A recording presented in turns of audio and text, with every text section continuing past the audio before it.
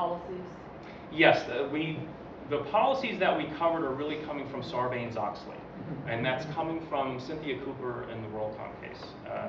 And we have another great connection with Cynthia Cooper. She sits on the board of advisors for our accounting department, and I've had the opportunity to talk with Cynthia about our ethics courses and the things that we're doing. So she's been a wonderful resource, and that's actually one of our exam questions too. You have to understand the provisions for whistleblowers as a result of Sarbanes-Oxley. Yes? What is the format of the course? Is it strictly a lecture course, or are there opportunities for students to work on ethical situations as groups? Yeah, it's majority of the course is students talking to each other and then having a dialogue in class. What we do is we have students look at the case first. There's several cases.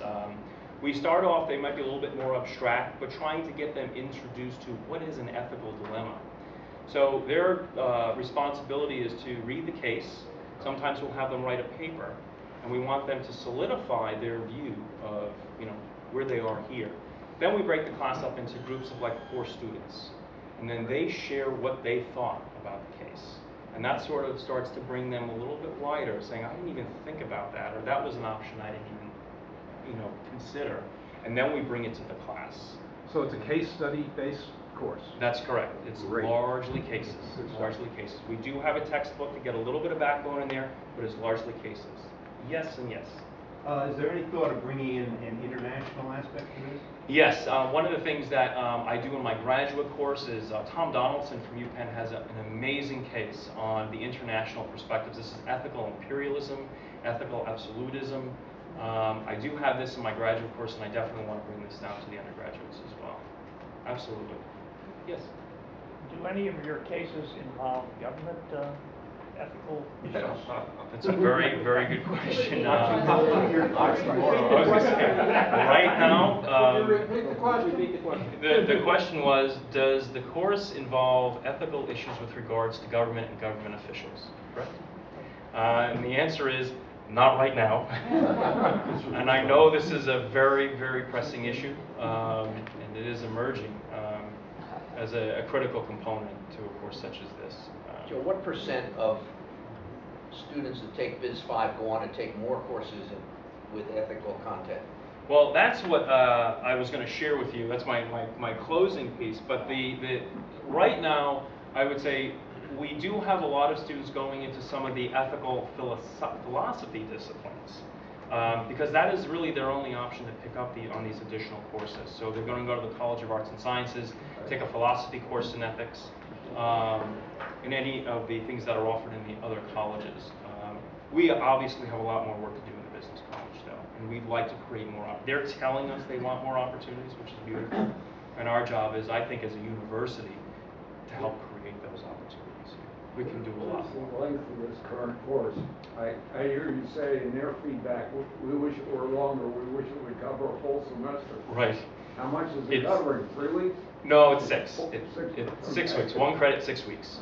Okay. So yeah, and we're able to do. It's not a full-blown course yet. That's correct. It is not a full-blown 3-credit course. The good news is, and this was, don't forget, this was just a start for us. We just started this in 2009 to really basically plant the seed, create that path to ethics education, and based on what our students are telling us, they're leading the charge.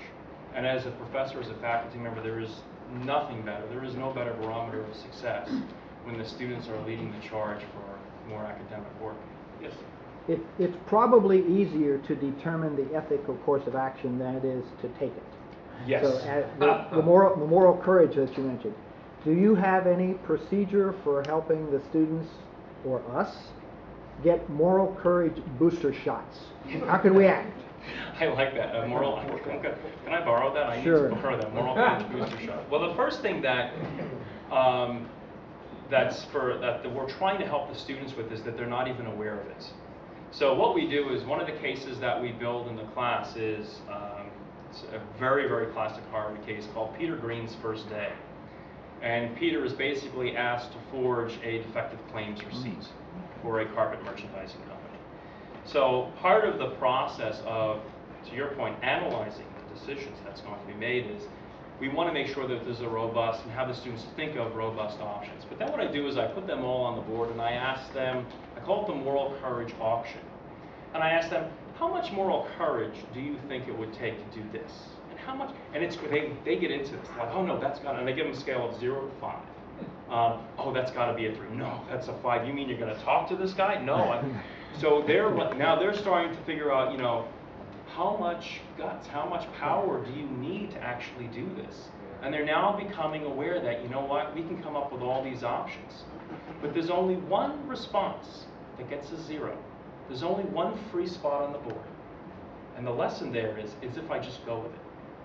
If I just go with it and sign that ticket and go along with something that's unethical, that didn't take any moral courage at all, because I just needed to say yes and sign it. Everything that's not going to be going along with that decision is going to require something. And then, of course, what can you do? Who do you talk to? And it's always about, the first step is getting the options out to here. When you are painfully narrow in what those options are and who you can talk to, it is just so much more difficult. It's like yes or no. And then you have to get either so excited and stressed out that I can never do one, so I'm just going to go along with it and do the other. And I think that's the first step to getting moral courage, the booster shot. It's awareness, and then it's starting to understand what are those options are, and who else can I talk to. Does that answer? Very good. Yes. It sounds like this should be required for all students. Yes, I agree. I think at the university level, and the point that I was going to make here is, you know, why support ethics education? And in my mind, this is more than supporting Lehigh and our alma mater. I think across the board, across the university, this is about investing in the future stability and vitality of the global learning system. Of the country, of the world, because all of the economies are so interconnected now. When you look at the financial crisis and the market drops in 2008 to 2009, and of course we saw that big drop, but you can go to the Paris Bourse, the DAX, the Financial Times Stock Exchange, they all have the same drop. The Nikkei, Shanghai Index, they all have the same exact decline in market prices when we had that crisis. So this is really an opportunity to, yes, invest across Lehigh University for the future of these markets, and having Lehigh play a role in making this a more stable and more vital market system for the world for the years to come. I think I asked Dean Brown the same question I just asked you, and I think he told me it was over 50% of students that take your course. Yes, that will go on and take non-required courses, which I said to him at the time, boy, the professor must be awfully good if that's the case. I think you just proved that. But I also, we have a one-page write-up on the ethics endowment that our class was instrumental in getting founded at Lehigh, and as Mike mentioned, we've gone through the 100,000 threshold where income can now be dispersed. It will be dispersed only to colleges who have a mandatory course in ethics to graduate. The business school does, the engineering school does, the liberal arts school doesn't yet. In their defense, they have more course content in liberal arts school than either of the other two. They just haven't made one mandatory.